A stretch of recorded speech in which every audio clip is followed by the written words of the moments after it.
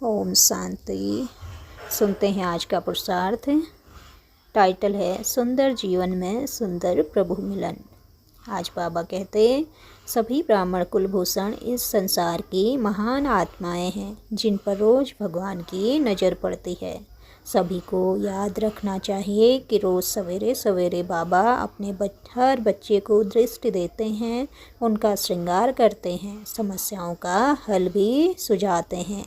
अगर हम सवेरे सवेरे अपनी बुद्धि को शांत करके स्थिर करके योग में बैठते हैं तो बाबा के बहुत ही सुंदर अनुभव हमें होने लगते हैं। तो हमें इसके लिए अपनी बुद्धि को एकदम शांत और स्थिर होकर योग में बैठना है, जिससे हम बाबा के साथ का सुंदर अनुभव कर सकें। और इस अमृत वेले में को हमें कभी भी छोड़ना नहीं है, क्योंकि यही हमें आत्मा और परमात्मा के मिलन का सुंदर अनुभव कराता है। क्योंकि अमृत वेले का समय ही हम परमात्मा से एकाग्रता के साथ मिल सकते हैं। तो बाबा कहते हैं हम सभी ध्यान दें, यह जीवन एक बहुत सुंदर यात्रा है। इस यात्रा में सुख दुख, मान अपमान, हार जीत, निंदा स्तुति सब होती है और होगी ही। हमें उसे स्वीकार कर लेना चाहिए। हम यह न सोचें कि कभी हमारी हार हो ही नहीं, कभी हमारी ग्लानि हो ही नहीं, हमारा अपमान कभी हो ही नहीं।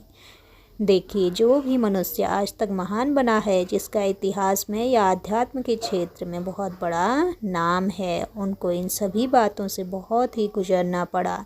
स्वामी विवेकानंद को ही लीजिए, अपनी उस मंजिल तक पहुंचने के लिए जहां से उनका नाम प्रख्यात हुआ, उन्हें कितने कष्ट झेलने पड़े और नाम प्रख्यात होने के बाद भी उनका नाम बदनाम करने की कितनी कोशिशें हुई। लेकिन महावीर मनुष्य जो अपने लक्ष्य पर निरंतर अग्रसर रहते हैं, जो इन बातों को अपने मार्ग में बाधक नहीं बनने देता, जो इन पर कोई प्रतिक्रिया नहीं करता, वो सचमुच अपनी मंजिल पर पहुंच जाता है, महान बन जाता है। तो आज का दिन हम सभी प्रभु मिलन के सुंदर अनुभवों में रहेंगे और रोज़ सवेरे और शाम बाबा से मिलन का सुंदर अनुभव, उसकी दृष्टि लेने का अनुभव एक बार सवेरे एक बार शाम को अवश्य करना है, ताकि हमें प्रभु मिलन के सुखों का अभाव महसूस ना हो, बल्कि अनुभव हो, सुंदर अनुभव।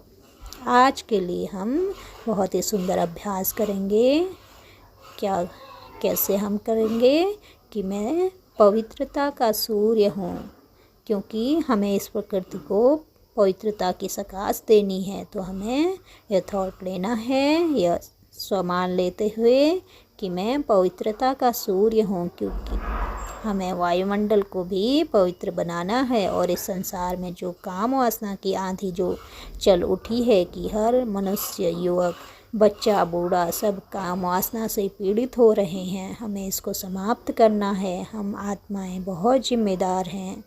तो हमें भगवान ने, स्वयं बाबा ने निमित्त बनाया है कि हम इस संसार की प्रकृति को और इसमें रहने वाली आत्माओं को इन विकारों से मुक्त करें, तमो प्रधानता से मुक्त करें।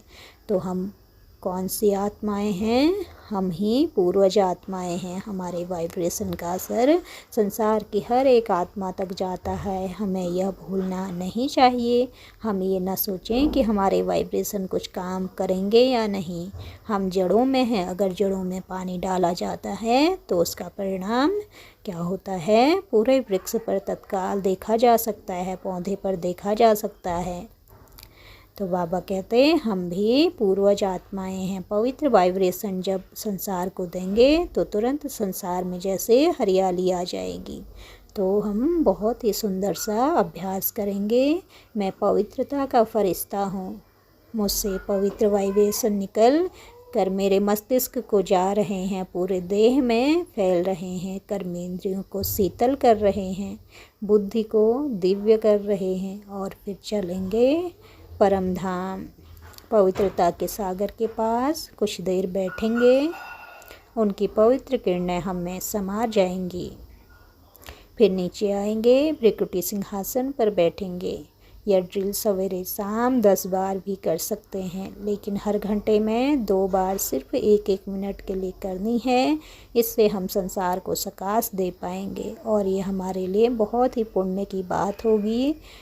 तो आज सभी ये अभ्यास करेंगे। हमें पूर्ण विश्वास है कि आज का आपका दिन बहुत ही पवित्र वाइब्रेशन फैलाते हुए व्यतीत होगा और जो कि आपको बहुत ही सुंदर अनुभव कराएगा।